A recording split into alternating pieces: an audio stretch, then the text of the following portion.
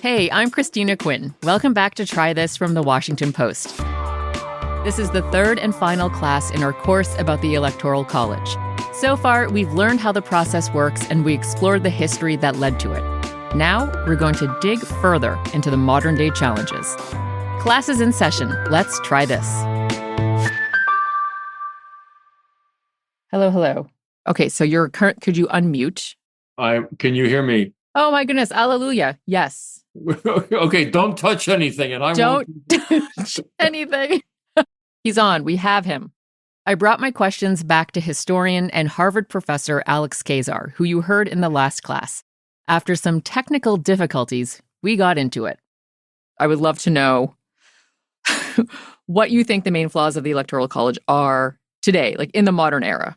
One is that you can get an outcome which doesn't conform with democratic principles, i.e. the person who wins the most votes doesn't become president. That's a democratic deficit. The second is that the Electoral College setup with winner-take-all deforms our election campaigns and turns all of the attention on to a handful of states, 6, 7, 8, ignores the rest of the country and really tends to focus only on swing voters in those states. It produces what is, not really a national election in terms of its dialogue. I think those are the two principal defects. One argument in favor of the system is that the Electoral College protects minority votes in smaller states. So without it, those states would, in some respects, be forgotten, right? We don't know that. Gubernatorial campaigns, for example, a lot of candidates for governor go to a lot of small towns in their states.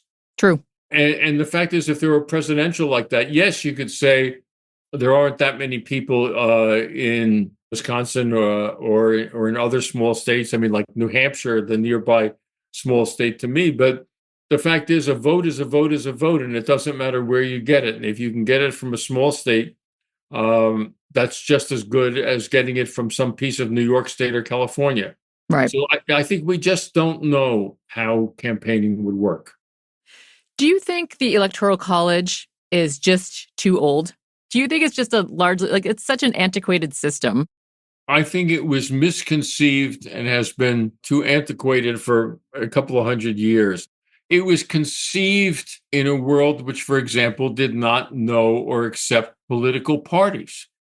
And it was conceived in a world that did not imagine a mass electorate in the sense that sort of everybody really voted.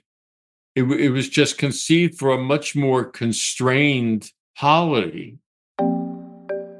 And of course, one of the reasons we've lived with this for the last couple hundred years plus is that these kinds of things are difficult to change. The way Alex sees it, there could be 3 alternatives to modernize the system. None of them are perfect, and 2 would require a constitutional amendment. I asked Alex to talk me through the alternative scenarios. One is a constitutional amendment to have a national popular vote, which is what I think people today think about. Well, why don't we just have an election in which everybody shows up and whoever gets the most votes becomes president, right? Right. Like student council. Yeah. And the reason for that has to do with race and segregation, predominantly in the South. The fact is that Southern political leaders who in the late 19th and until the mid-20th century did not want to give up the power advantage they had by switching to a national popular vote. As we learned from the previous 2 classes, the Electoral College gives a state voting power in a presidential election based on its population, not based on the number of voters. So that Southern states, which disfranchised 20 to 40% of its population, they still got the same number of electoral votes. If you switch to a national popular vote, their influence in the national election would have been greatly diminished. If you lose the Electoral College, you also lose winner take all.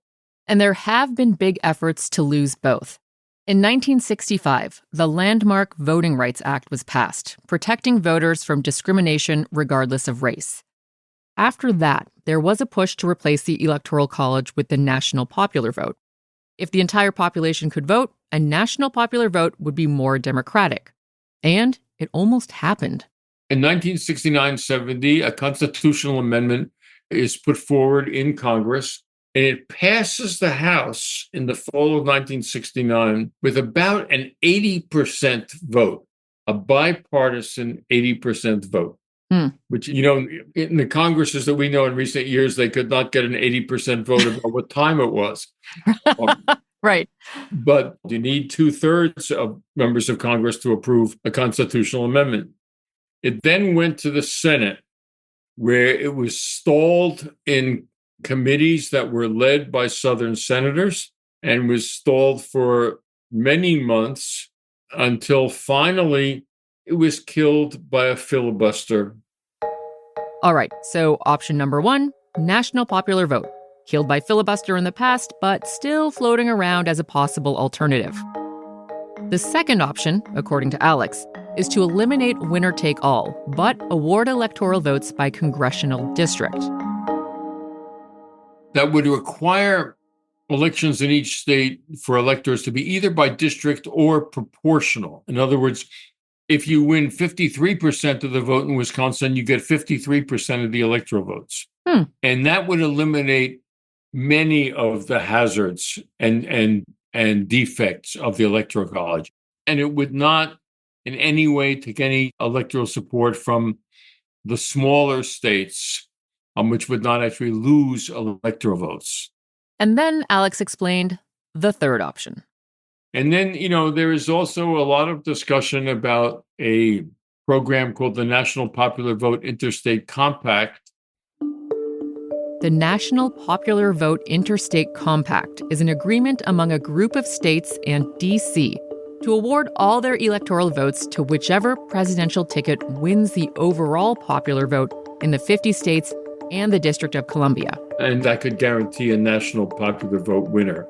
That has a lot of support. It also has a lot of opposition. And my own view is that it's not workable. Yeah. It also sounds like it's like another compromise. Exactly. It's like where we started, really. It's kind of like where we started. Right. And my own view as someone who's studied elections for a long time is that you want electoral processes to be simple, straightforward, and comprehensible to everybody. After the break, Alex weighs in on whether he thinks saying goodbye to the Electoral College could actually happen.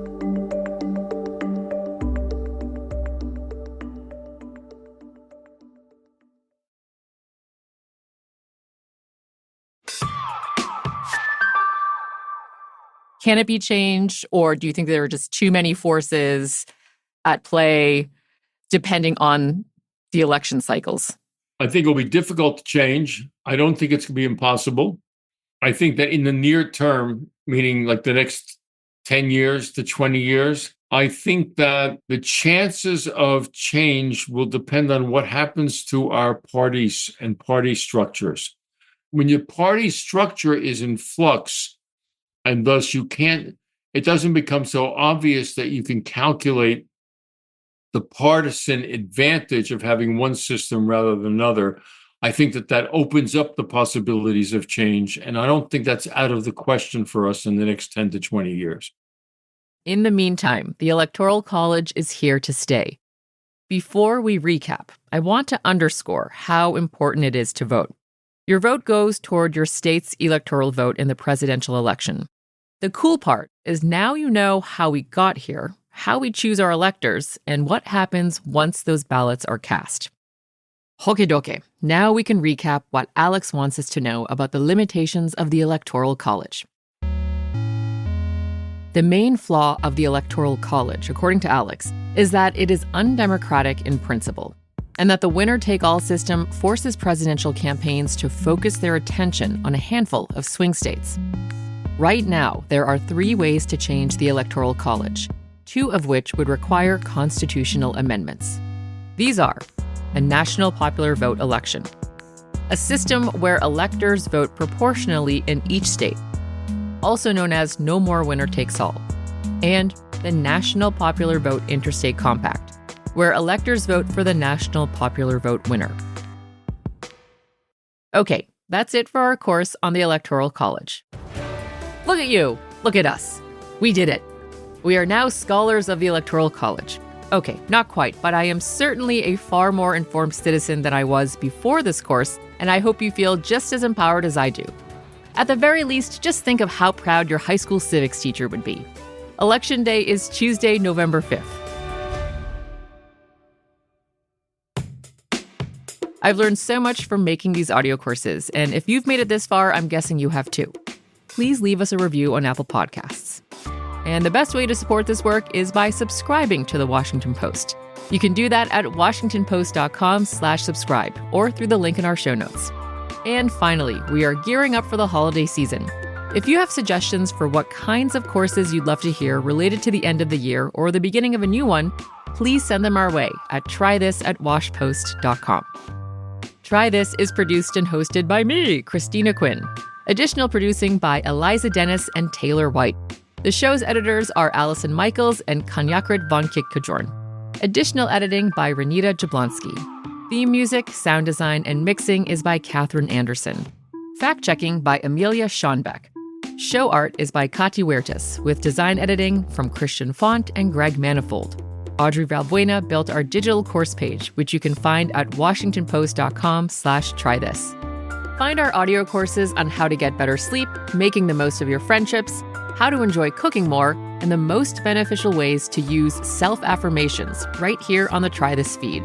Thanks for listening.